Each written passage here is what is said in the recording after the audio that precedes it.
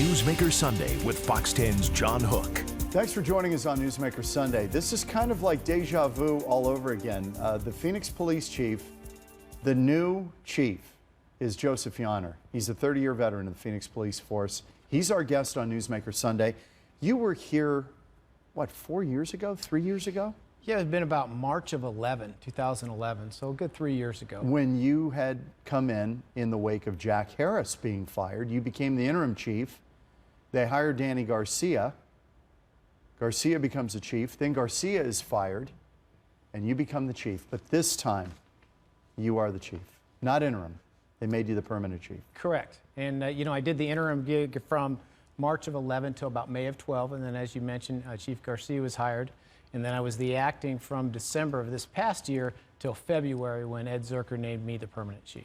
How does it feel for a guy who's, you're a lifer in Phoenix, your brother, your father, one on the Phoenix Police Force. You've done 30 years. To reach chief now, what does that mean to you? You know, it feels good, but it feels good because I'm very proud of the Phoenix Police Department. Now, you mentioned my father. I mean, he was here for 30 years. My brother, who's recently retired, was here for 30 years. Wow. I've been here for 30 years. So the Phoenix Police Department is my family. And I enjoy this job because I have a greater influence on how we do things, how we serve the community, how we treat our employees, how we do a whole bunch of different things. So, you know, that's why it's nice to have the job. If you look back on chiefs, prior chiefs,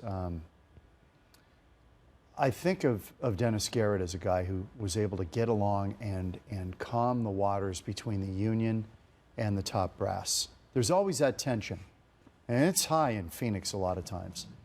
Do you look at Garrett as a guy that you kind of look to as how to do it? Chief Garrett was very successful. I didn't have a lot of interaction with Chief Garrett. He promoted me to lieutenant. Chief Harris had a lot of influence. And early in Chief Harris's career as chief, the unions and the police department got along very well. Towards the end, there were some issues, but Chief Harris really did a good job of navigating those waters. So when I look at a guy that did it well, I look at Jack Harris. Interesting. But, you know, everybody's a little bit different, and how they deal with the unions. But Jack Harris did a very good job. He did a lot of good for the Phoenix Police Department. I want to, and we'll move on to kind of your philosophy about policing, but I do want to show some video of Danny Garcia. Danny was on this program quite a few times. I'm going to tell you something that you might not know. When all of this happened, Danny told me, he said, my choice to replace me when he was let go, he said, would be Joe Yahner. He said, no, I'm not going to say that publicly because I don't want to poison the well for Joe Yahner to get this job. Because if I say they should hire him, they might do exactly the opposite. He really liked you and respected you. Well, that's nice to hear, and I didn't know that. So thank you for that. You know, I did my best when working for Chief Harris and Chief Garcia as well, excuse me.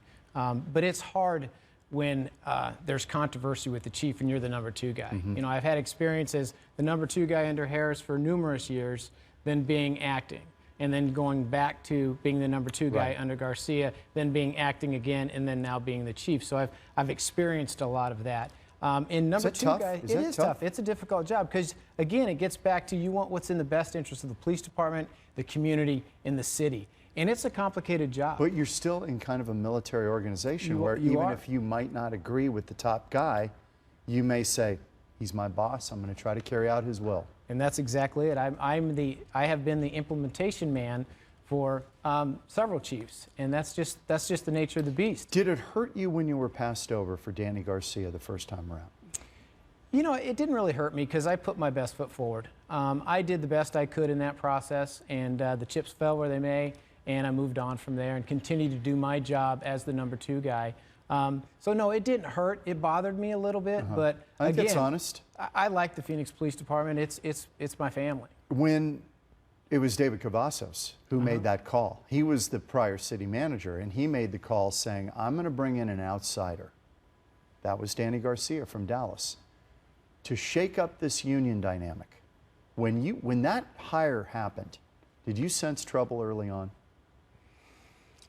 I sensed change. Not necessarily trouble, but change. In a good way, change? Well, or in a bad everybody's way? got a philosophy on how to run a police department. Everybody has leadership abilities or philosophies. So having an outsider. We never had an outsider in the Phoenix Police Department before. So That's right. He was the first in the history of the department. He was. So it was a change in how leadership viewed the way the Phoenix Police Department does business. So that was what I sensed. Things were going to change. And when they changed, did you know that when Cavazos wanted a quote-unquote agent of change, which was Garcia, did you know this is going to be trouble with the unions? We're going to be at loggerheads. Well, and I don't really know what the direction was that Mr. Cavazos gave to Chief Garcia. Did you sense what was happening? No, I sensed that there was initial issues with the union and Chief Garcia after about the first 6 months. Right. The uniforms started it? The uniforms started it and a few other things. And there was a different, Chief Garcia has a different style than I think the unions were used to. And I think that caused some issues as well. But in Chief Garcia's behalf, he did the best he could to the best of his abilities to try to run the Phoenix Police Department as he deemed most appropriate. And I think he was told to shake it up. That was kind of the mandate. That's at least what he told me. Well, Cavazos wanted him to come in and kick a little tail. And you know what? I wasn't there for that meeting, so I don't have that. All right. We'll move on. Let me go to some things that have been happening in the news. I've got to get your take on this. Let's start with what's happening right now. In the case of Freddie Gray, this is tape number 3. This situation in Baltimore. This is the guy who was taken down in Baltimore, apparently by some 5 officers. His spine severed. He's killed. They're already up in arms, and obviously, obviously with reason, the community's up in arms. We're in the middle of this cauldron. I don't know how else to explain it. A cauldron of bad feeling around the country between police and African Americans. What's happening right now on the ground in Phoenix, and how much does this stuff worry you? Well, obviously it worries me, but one of the things that we're going to do, and I'm here till October of 2016, and I have 5 things that we're going to do.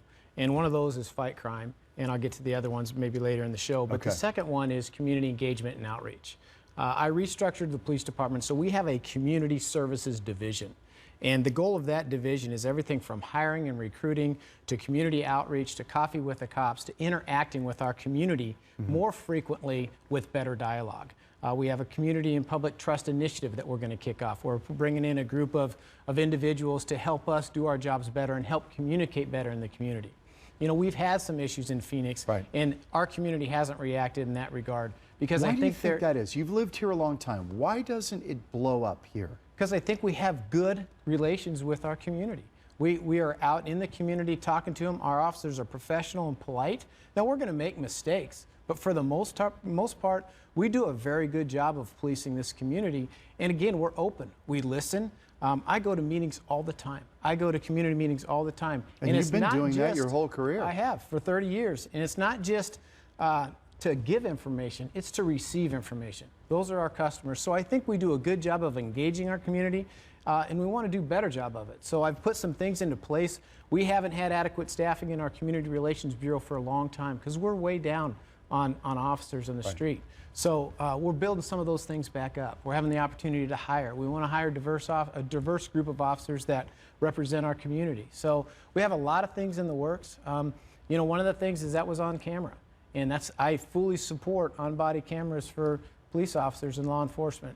And we're moving in that direction. We're going to go slow. We're going to go methodical. We have about 150 cameras. Most of them are out on the west side. And we're going to continue to move in that regard. How do the officers, Chief, feel about body cameras? They like them. Have you taken a survey on it? Well, I can tell you I've talked to individual officers. I've talked to Joe Clore at the union. Right. So the union has no issue The with union it? initially started out, was not in favor of the cameras. They're fully in favor of the cameras, and we have dialogue on that on a regular basis.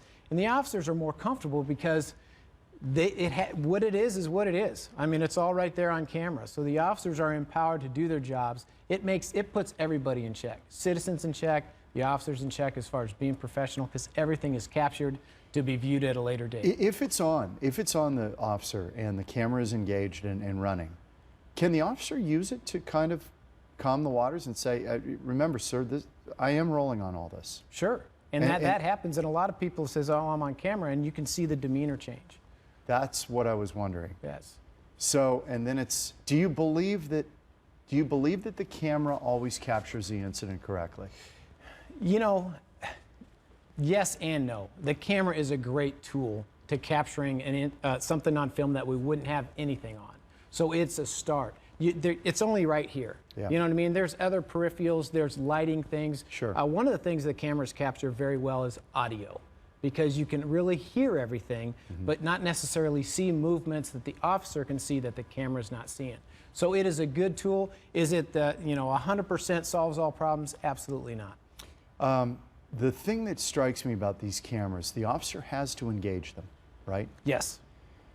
In the heat of the moment, how do you get the officer to engage that camera when they have got a million things going on? Their mind is swirling. They're in danger. How do you make sure that they engage that camera? Just through continual practice and continuing, to turn it on. And I emphasize that all the time. And that does happen. We had a shooting out on the west side where we had officers out there with the camera. Some of them had them on, some of them didn't have them on for that very reason. They're rolling on a hot call, shots being fired, officers diving for cover. That's the last thing they're probably thinking about at that time. Is there any way to trigger it when you exit the vehicle? Some mechanism to try to trigger it and automatically turn it on? The technology is getting better and better. I don't think that technology exists now, but just since we piloted cameras in 2011, it's gotten a lot better. What is priority one for you with the department? Is it reaching out to the community? Is that number one? Well, you said fighting crime. That's a given, right? Right. I have 5 priorities. And they're all, number one, it's keeping our community safe. That's always going to be the number one priority. Where are we in that regard right now? We're doing pretty well. When you compare 2013 to 2014, we had about a 5.6% reduction in crime. Why do you think that was? That's working hard. That's engaging our community. That's our community being our eyes and ears. Is it the economy improving? Is that part of it? There's a lot of factors. I only can cite the police work that's done. There was a lot of good police work. Economy, societal trends, a lot of things change how... It has become less violent out there right now, despite what we see on the news every night, correct? It is less violent than it was in years past. Our homicides, for example. Exactly. Our homicides, we had 116 in 2014. That was one of our lowest years in the past 10. Why would that be? You can't say it's all good police work. You can't say it's any one factor. There's multiple factors that come into being on that. I think we're doing a good job as crime. Our crime is starting to tick up. First couple months of this year, we still have a little bit of a reduction as compared to last year, but our violent crimes are up about 120 instances. Is it true that there's a certain segment of the population that really is responsible for the lion's share of the crime committed in a community? That's what studies show, that 20% of the population is worth 80% of the crime. No kidding. It's that high. So if you can get... It's the rough numbers. But do yes, you believe that truth in sentencing and tough sentencing guidelines? Do I believe what? That truth in sentencing and tough sentencing keeps these bad actors off the streets, and that is helping the reduction of crime? I think that's a factor as well. I think everybody needs to be held accountable. We're back with Phoenix Police Chief Joe Yahner, no longer interim. He is the police chief and will be for 2 years, but then at that point, Phoenix will be involved in a search for another chief. We'll talk about that and more with Joe Yahner when we return on Newsmaker Sunday.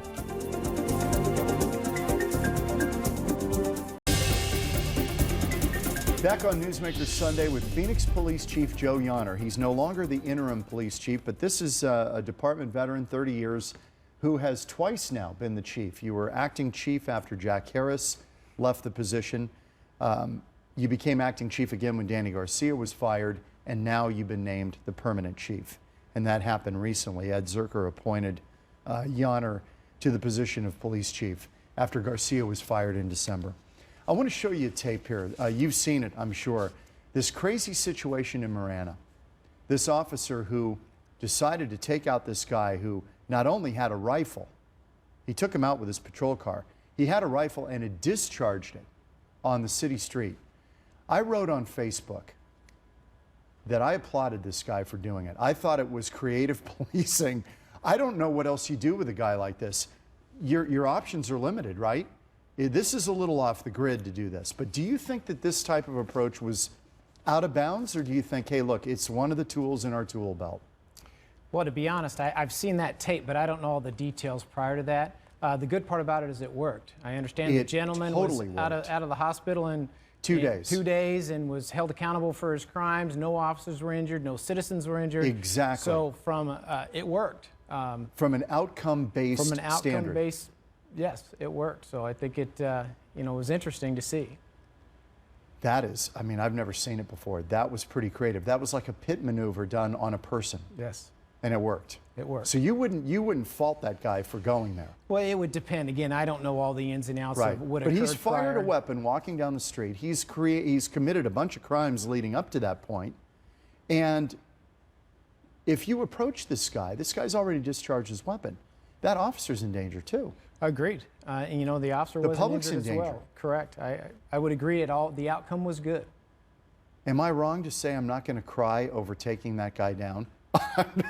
I'm sorry. I just don't feel a lot of sympathy for this guy. And I took some heat on Facebook over that. Right. As you would expect. It's another police agency. I don't know their policies. I've heard that chief was on talking about it, but I really would reserve comment to that agency. I think the outcome was good. Okay. You talked about things that you want to accomplish. What else is down the line? You had 5 that you really want to work on. We're going to fight crime. We're going to try to make our community as safe as we possibly can. Community engagement and outreach we talked about. We talked about cameras. We talked about interacting with the community. Do we have the money for cameras, by the way? We're researching funding. We've submitted to the federal government for a grant to get additional cameras. Again, we have about 150 out right now. The third thing is training, and that video and other things brings to light training and tactics. And that's one thing that I really want us to focus on. So starting on Tuesday, we are starting a 40-hour training module for all Phoenix police officers. And we haven't had the opportunity to do that in a while due to budget constraints and other things, but now we're going to do that. 40 hours of tactics training, cultural awareness, mental health disorders and response, and not just classroom training. You are dealing with a lot of mentally ill folks out there. And I understand that gentleman in the video was mentally ill as well. But not just classroom training, but reality-based training where they learn the topics in the classroom, but then they go out and demonstrate it through reality-based training. So that's, and driving is also a part of that, and use of force issues as far as shoot, don't shoot, all those types of things. Let's talk about that for a minute, and we'll cue up, this is tape number 4. This is the South Carolina shooting. In the spate of all of these racially charged police shootings, we had this in South Carolina, and I want you to see this. And again, this one, I don't think there's much dispute that this one was over the top. This is Walter Scott, shot in the back as he's running away from an officer.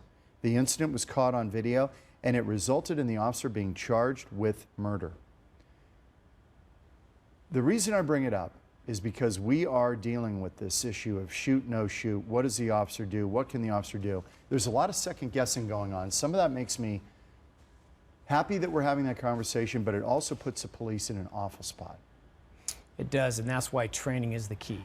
And that's why we're going to implement training. In fact, I just promoted a commander by the name of Ben Henry, who I've assigned to the academy. We haven't had a commander at the academy in a long time. Wow. He is tasked with reviewing these videos and giving officers tools, scenarios and ideas, so when they're responding to a call, tactics. Good tactics can keep the officer safe, but also keep our citizens safe. Bad tactics lead to situations where the officer can jeopardize himself, as well as maybe force himself into a use of force incident that didn't need to be. It could have been solved through some good tactics. Let me run tape number 6, because I want to get your take on this as well. Probably about 10 or 12 years ago, tasers really came into the fold. Taser International, based right here. Officers carrying tasers. You probably have one on your belt right now. I do not. You don't, okay. This was supposed to be the answer to, on the continuum of force, maybe not using the carotid neck hold, for instance, giving officers another non-lethal option to de-escalate stuff. Why are tasers not deployed more in these shoot, no shoot situations? What's the problem with the taser? There's not a problem with the taser. The taser is an excellent tool for law enforcement, and we use it all the time. We just don't hear about it. You don't hear about it. There's a lot of things the news media doesn't hear about. I mean, you know, we're talking about danger and the job that we do. I just left Travis Murphy's murder trial. He was a police officer that was killed in the line of duty. It's going on in Superior Court right now. Right. So there's a lot of things in this dialogue as far as shoot, don't shoot, cameras, whether tactics are used or correct. The bottom line is there's a lot of police officers going out there every day and doing a great job. And sometimes that gets a little bit lost in the No dialogue. argument with you on that. And you guys put it on the line every single day. There's no doubt about it. The taser is curious because for a while it seemed that we had a lot of stories where tasers were used, it seemed, to subdue a suspect, where maybe bodily, an officer getting on a suspect would work, but the taser gets deployed because it seemed to be easier. Is that an overstatement? No, and I think the taser works better than 3 officers, wrestling with somebody. Do you think it's safer in some regards? I do. I think officer injuries have probably been reduced because of the use of tasers. Suspect injuries too? As well, yes. Okay. So then you're left with, are there these situations where it's shoot, no shoot, where a taser should be used instead of lethal force? You have to look at each one of those separately because the officer has to be able to articulate his use of force, his use of deadly force. What's the actions of the suspect? Are they armed? Are they not armed? What are their actions? What have they done prior? So there's too many factors you have to look at every case by case. Isn't it human nature, though, if you're in a really dicey situation, you're an officer and you want to go home to your family at night, and you've got the taser on one side and your weapon on the other, and you're in doubt, you grab the weapon, you grab the gun because you want to be able to, you want to have lethal force if you need it. You don't want to be standing there with a taser if the guy's got a gun, right? Agreed. That's yes. human nature. Yes. So this is part of the equation on this stuff. Agreed. Okay. We're back with Joe Yahner, formerly interim, but he is the police chief for Phoenix PD. And he's been on the job now, what, three Since February. Since as February. a permanent. We're back with Joe Yahner in a moment on Newsmaker Sunday. Sorry about that, interim, old habits. Final moments with Phoenix Police Chief Joe Yahner. He has been on the job as the police chief named by City Manager Ed Zerker in February. Yes. Now you will be on for 2 years, and then the search begins for another chief because you're in drop now. So you have to cycle out in 2 years. Correct. That's the plan. Yes, I retire in October of 2016. Will you be part of the search for the next chief? Will they make you part of that? I don't know, but in talking to the city manager, he wants to build in a transition period. So maybe there's a chance where the new chief is actually hired, and I'm still here to try to assist that new chief as we move forward. If it's going well, is there any way you could stay on longer? No, not under the current drop program. You can't do it? No. How do you feel about that? Do you feel like you kind of need a few years to do all the things you want to do? No, I'm really okay with it. I made a decision 3 years ago when I went into drop that this was going to be my end date, and I'm good with the end date. The goals that I have lined out for the department, I think I can accomplish by the time we get to October 2016. You finally have a situation where you may be able to hire some officers now. Yes, and that's great. And we are really looking forward to that. We have 6 people in the academy right now. We've got 15 coming in July, 25 more in October, and we are very excited about that. True or false, it is very hard to find officers. It is hard. True. We want the best candidates, and it is hard being a Phoenix police officer. It's a dynamic job, and we want to get those best candidates. In our background, our vetting process, from physical fitness to academics to your background, all those things come into play. What washes a guy out, or a man or a woman trying to become an officer? What washes them out most? What is the thing that they stumble? A variety of things. Is it background? Background is one of them. Physical background fitness, check, we should say. Background check. Physical fitness is another one. Believe it or not, academics. The ones that we have lost recently in this past couple months have been all academic. What is it that makes a great police officer?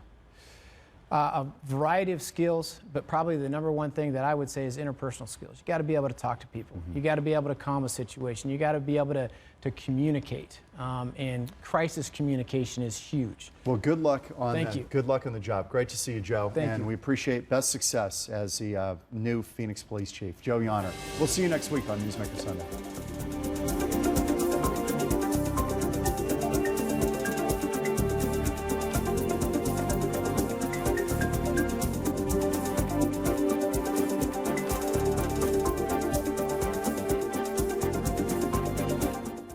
Subscribe to our YouTube channel and get all the best videos from Fox 10.